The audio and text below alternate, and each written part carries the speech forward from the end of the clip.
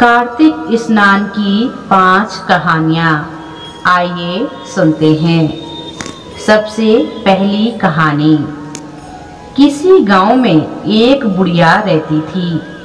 वह बहुत नियम धर्म से व्रत रखा करती थी। एक दिन भगवान के घर से यमदूत उसे लेने आ गए और वह उनके साथ चल दी। चलते चलते एक गहरी नदी आई तो यमदूत बोले कि माई, तुमने गोदान किया है या नहीं।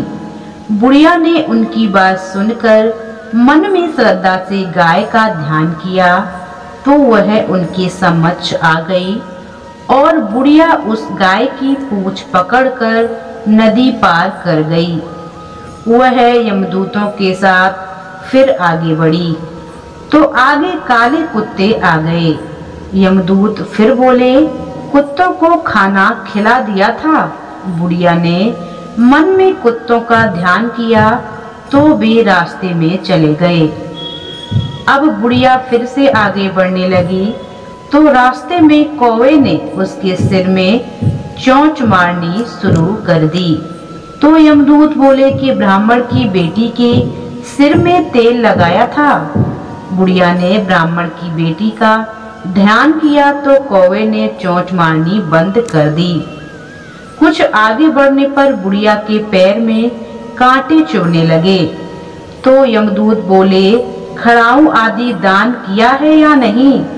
बुढ़िया ने उनका ध्यान किया तो खड़ाऊ उनके पैरों में आ गई। बुढ़िया फिर बढ़ी तो चित्रगुप्त जी ने यमराज से कहा, आप किसे लेकर आए हो। यमराज जी बोले कि बुढ़िया ने दान पुण्य तो बहुत किए हैं लेकिन धर्मराज जी को कुछ नहीं दिया है, इसलिए आगे द्वार इसके लिए बंद हैं। सारी बात सुनने के बाद बुढ़िया बोली कि आप मुझे सिर्फ 7 दिन के लिए वापस धरती पर भेज दो।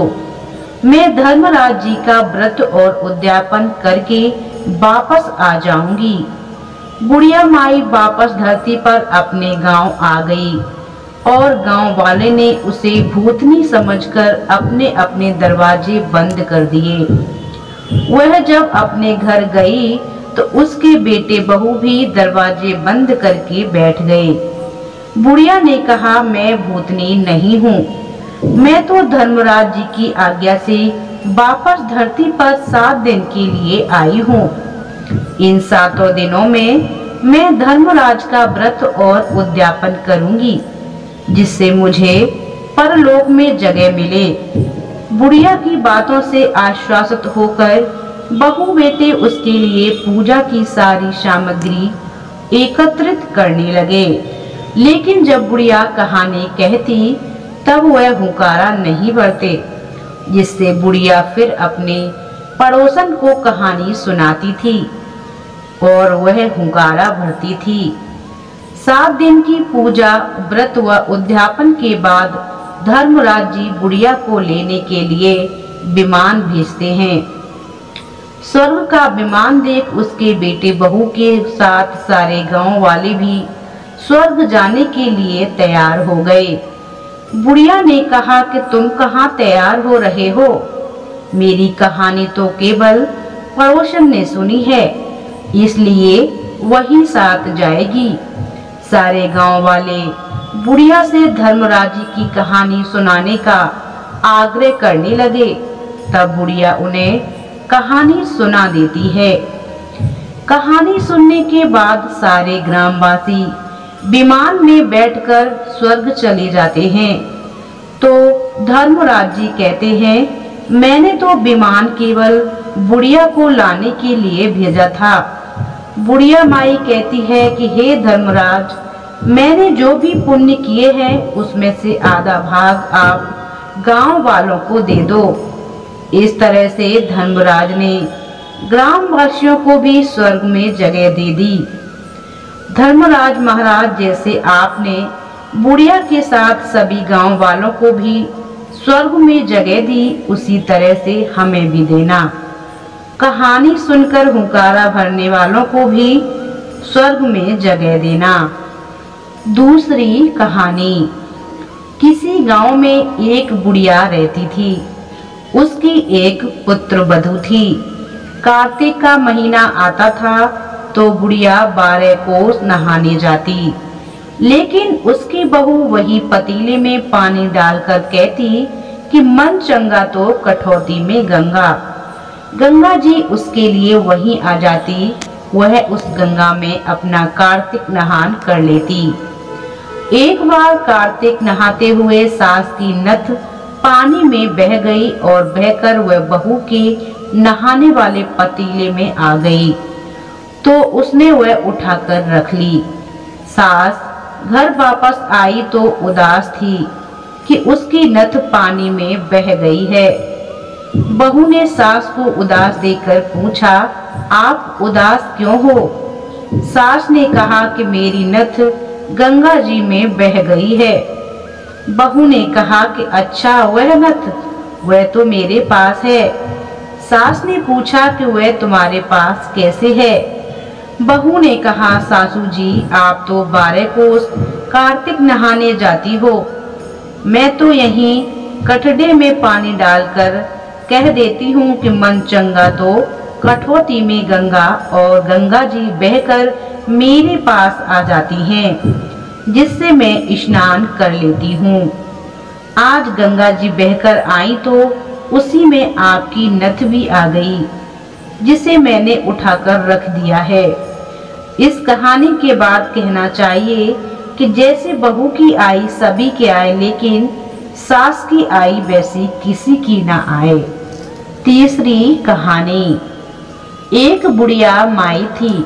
तुलसी के गमले के नीचे बैठकर कहती, तुलसा तू रानी, तू श्री कृष्ण की प्यारी, बिड़ला सींचू तेरा, तू कर निस्तारा मेरा, चटके की चाल दीजो, बैकुंठ का वास दीजो, एकादशी का दिन दीजो, कार्तिक मास का महीना दीजो।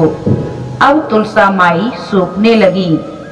अब श्री कृष्ण जी आए और बोले, तुलसा माई तू क्यों सूखने लगी?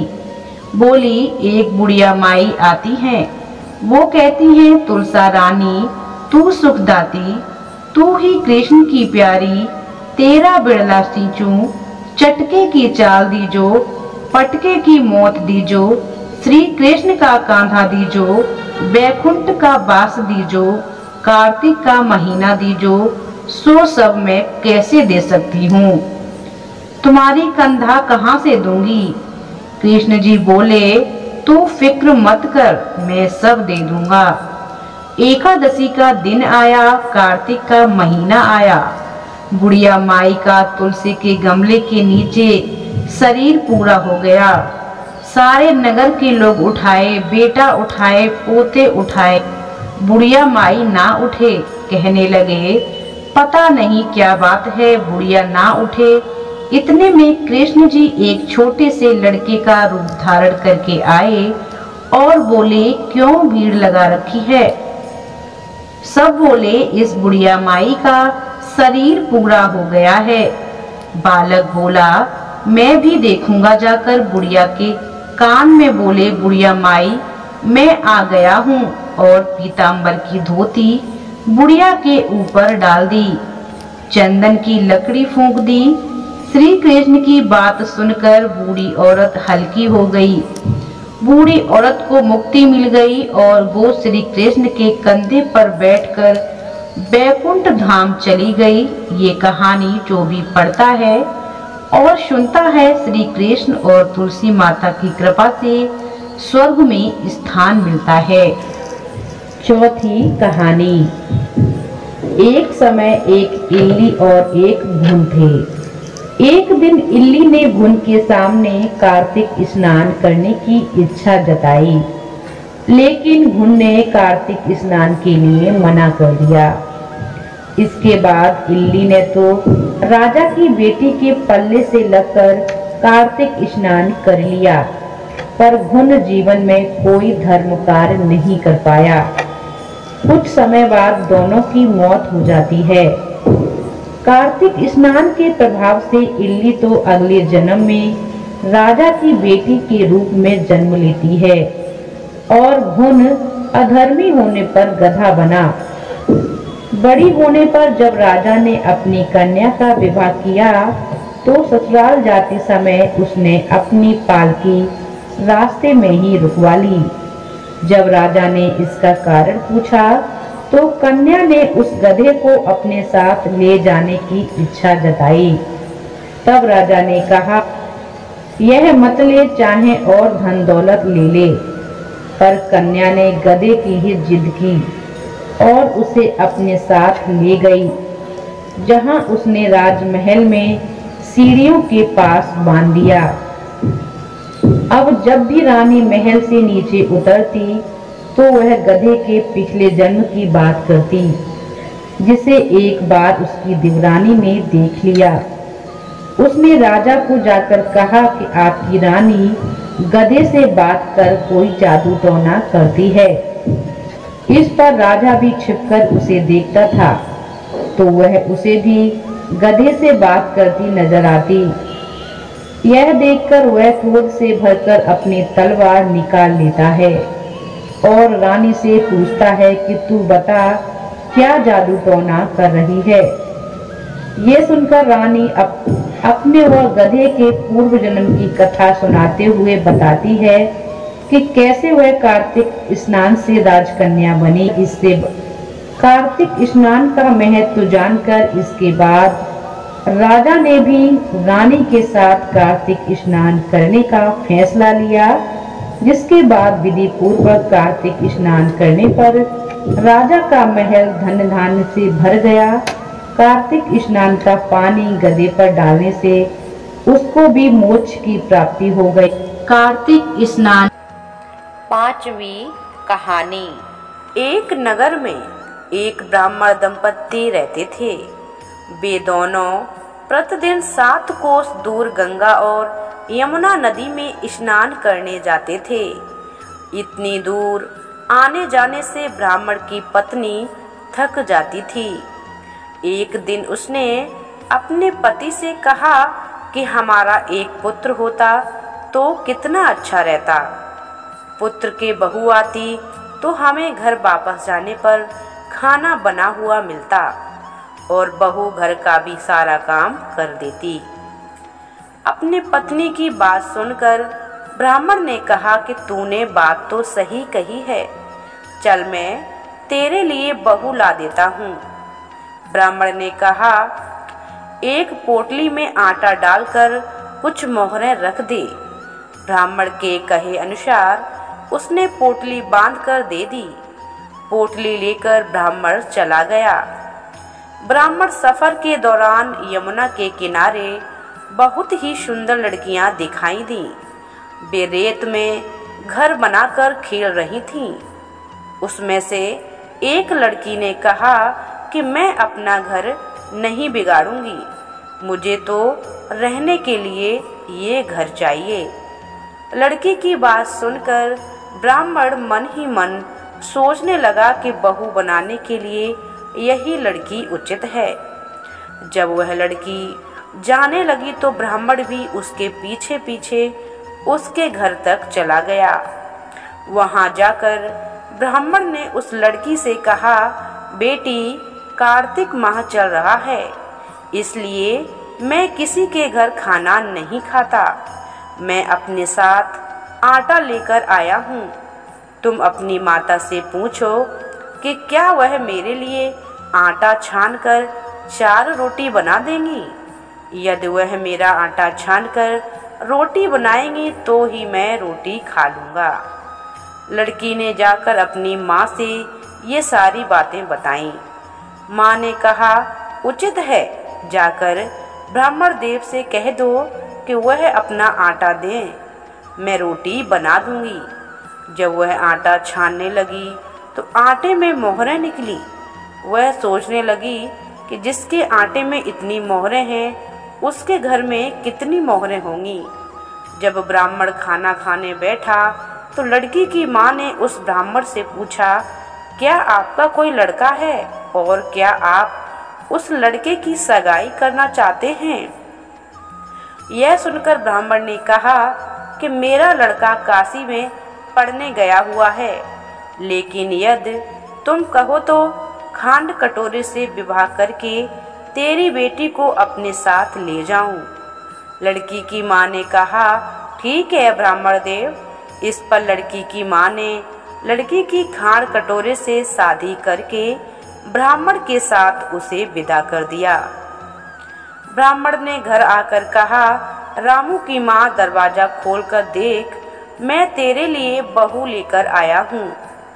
ब्राह्मण की पत्नी भीतर से बोली, हमारे तो कोई बेटा बेटी नहीं है, तो बहू कहाँ से ले आए? दुनिया ताना मारती थी, अब आप भी मारने लगे। ब्राह्मण ने कहा, तू दरवाजा खोल के देख। जब ब्राह्मणी ने दरवाजा खोला, सामने बहू को खड़ा हुआ देखा। बहू का बड़े ही आदर सत्कार के साथ स्वागत किया और उसे अंदर ले गई। जब वह ब्राह्मण अपनी पत्नी के साथ नदी स्नान करने जाता तो पीछे से बहू घर का सारा काम करके खाना बनाकर रखती थी। वह उनके कपड़े धोती, रात को उनके हाथ पैर भी दबाती थी। इस तरह बहुत समय बीत गया।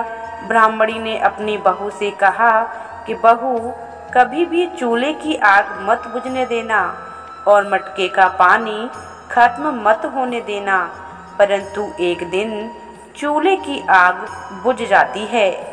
यह देखकर बहू घबरा गई और भागी भागी अपनी पड़ोसन के पास गई और कहा कि मेरे चूल्हे की आग बुझ गई है, मुझे थोड़ी आग चाहिए।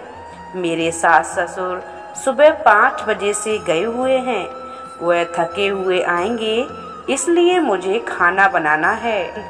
यह सुनकर पड़ोसन ने कहा, तू तो बावली है, तुझे ये दोनों मिलकर पागल बना रहे हैं। इनके कोई पुत्र नहीं है, निसंतान हैं। बहू ने कहा, नहीं ऐसा मत बोलो, इनका बेटा तो बनारस काशी में पढ़ने गया हुआ है। इस पर पड़ोसन ने कहा, ये तुझे झूठ बोल रहे हैं, झूठ बोलकर तुझे लेकर आए हैं। मेरी बात सच मान, इनके कोई बेटा नहीं है। वह बहू पड़ोसन की बातों में आ जाती है और कहने लगी कि अब आप ही बताओ मैं क्या करूं। पड़ोसन ने कहा कि करना क्या है, जब तुम्हारे सास ससुर आए तो जली हुई रोटियां बनाकर देना, बिना नमक की दाल बनाकर देना, खीर की कढ़ी दाल में और दाल की कढ़ी खीर में डाल देना। पड़ोसन ने उसे अच्छे से सिखा पढ़ा दिया था। फिर जब उसके सास ससुर घर आए तो उसने ना तो उनका आदर सत्कार किया और ना ही उनके कपड़े धोए। जब उसने सास ससुर को खाना दिया तो सास बोली, बहू आज ये रोटियां जली हुई कैसी हैं, दाल भी अलौनी है। अब बहू ने पलटकर कहा कि एक दिन ऐसा खा लोगे तो क्या बिगड़ जाएगा आपका। सास ससुर को खरी खोटी सुनाकर वह फिर से पड़ोसन के पास चली गई और बोला कि अब आगे क्या करना है। पड़ोसन ने कहा कि अब तुम 7 कोठों की चाबी मांग लेना।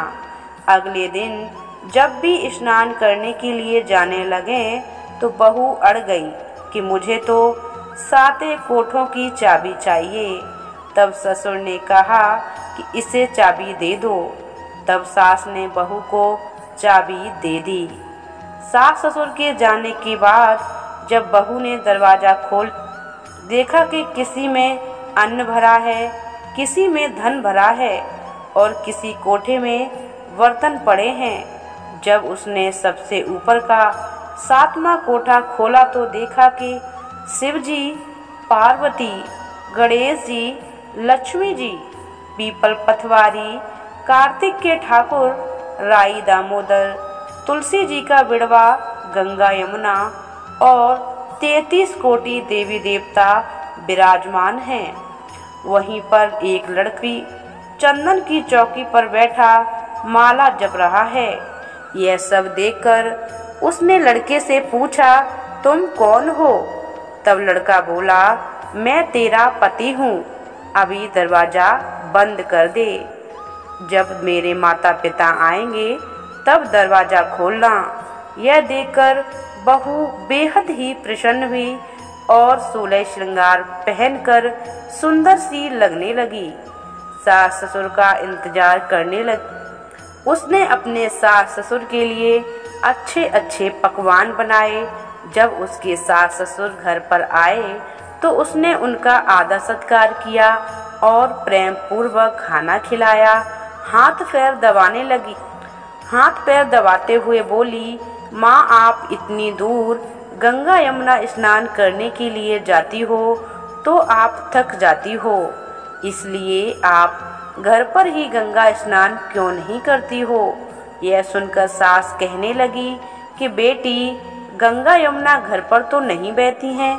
तब उसने कहा, माँ जी चलो मैं आपको दिखाती हूँ। जब बहू ने 7वां कोटा खोला तो उसमें गणेश जी, शिव जी, तुलसी का बिड़वा गंगा यमुना बह रही थी और 33 कोटि देवी देवता भी विराजमान थे। वहीं चौकी पर बैठा हुआ लड़का भी माला जाप कर रहा था। माँ ने उसे देखकर कहा, बेटा तू कौन है? लड़का बोला, माँ मैं तेरा बेटा हूँ। तब ब्राह्मणी ने पूछा कि तू कहाँ से आया? लड़के ने जवाब दिया कि मुझे कार्तिकेय दिन भेजा है। माँ ने कहा, बेटा ये संसार कैसे मानेगा कि तू मेरा बेटा है। माँ ने कुछ विद्वान पंडितों की मदद मांगी। पंडितों ने कहा कि इस पार बहू बेटा खड़े हो जाएं और उस पार माँ खड़ी हो जाए। माँ ने चमड़े की अगिया पहनी हो और छाती से भी दूध की धार निकलकर बेटे की दाढ़ी मूछें भीगें और पवन पानी के गठजोड़ा बंधे, तब मानेंगे कि यह इस माँ का ही बेटा है। उसने ऐसा ही किया। चमड़े की अगिया फट गई और छाती से भी दूध की धार निकलकर बेटे की दाढ़ी मूछ भीग गई। पवन पानी से बहू बेटे का गठबंधन हो गया। यह सब देखकर ब्राह्मण और उसकी पत्नी का खुशी का ठिकाना नहीं रहा। तो ये थी कार्तिक माँ की कहानी। हे कार्तिक ठाकुर, जैसे ब्राह्मण और ब्राह्मणी को बहू बेटा दिया वैसे सबको देना। कार्तिक माँ की यह कथा सुनने वालों को सभी मनोकामना पूरी करना, पुकारा भरने वालों की भी सारी मनोकामनाएं पूरी करना। राधे राधे। एक नगर में